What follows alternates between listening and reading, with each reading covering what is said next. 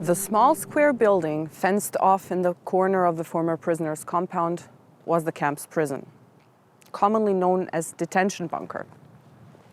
It consisted of 5 narrow cells and a corridor, and this is where camp punishments were carried out, such as detention in a blacked-out cell, food and sleep deprivation, as well as corporal punishments. In this reverse microcosm, where violence was the norm, prisoners were often punished for simply refusing to partake in it or for helping their fellow prisoners. The building was also used as an execution site. In 1942, it was rebuilt to serve as a gas chamber. And in September and November of that same year, 2 large groups of Soviet prisoners of war were gassed here. Fritz Bringmann, a communist resistance fighter from Germany, described one of the gassings in his memoirs.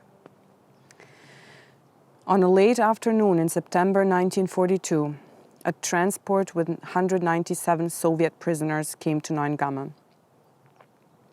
All prisoners had lined up in ranks of 5 on the roll call square and had to watch everything. The prisoners of war were told by interpreters that there was a danger of an epidemic in the camp, there were parasites, and for this reason they had to take a bath and needed to be disinfected.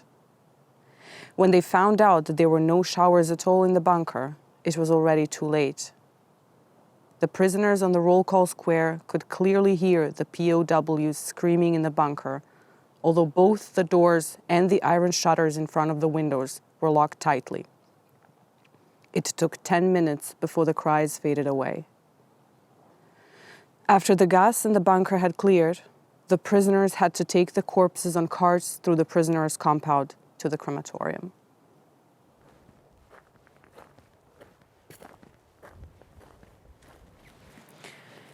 Cremation was a standard way in which the SS disposed of dead bodies in concentration camps.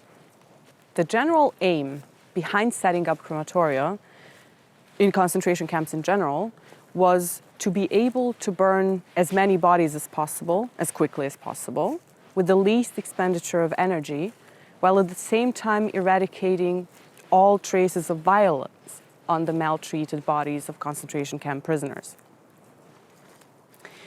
Initially, the bodies were taken from Neuengamme to a local Hamburg crematorium where they were incinerated.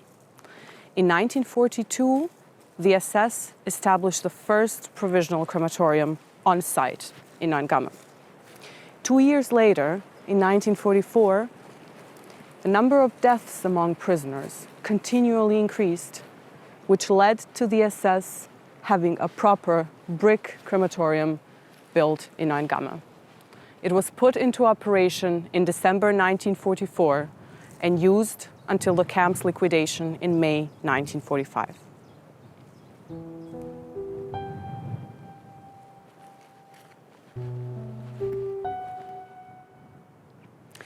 Both the bunker and the crematorium have a very special place in the memories of the survivors. The bunker stood for all the bullying, punishments, and executions that the survivors suffered or witnessed.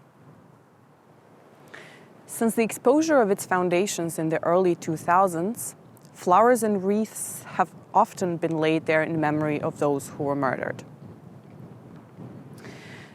As for the crematorium, it immediately became one of the central places of commemoration following the liberation of the camp in May 1945. The initial effort to turn the grounds of the former concentration camp into a commemoration area came from the French Association of Survivors. The French tradition to remember the dead who have no grave is to visit the place where the deceased person last was and touch the earth there. In the context of a concentration camp, that place is a crematorium. And that is why it was important to the survivors to have a monument erected here, where the crematorium once stood. However, their request was denied. In 1948, a prison was built on the grounds of the former prisoners' compound. And the prison authority argued that having a monument erected here, right next to the prison, might get in the way of the penal regime. So it was not until 1970 that the prison authority agreed to the establishment of a memorial site here and granted permanent access. Since then, the locations of the crematorium and the bunker have been one of the central places of commemoration in Neuengamme.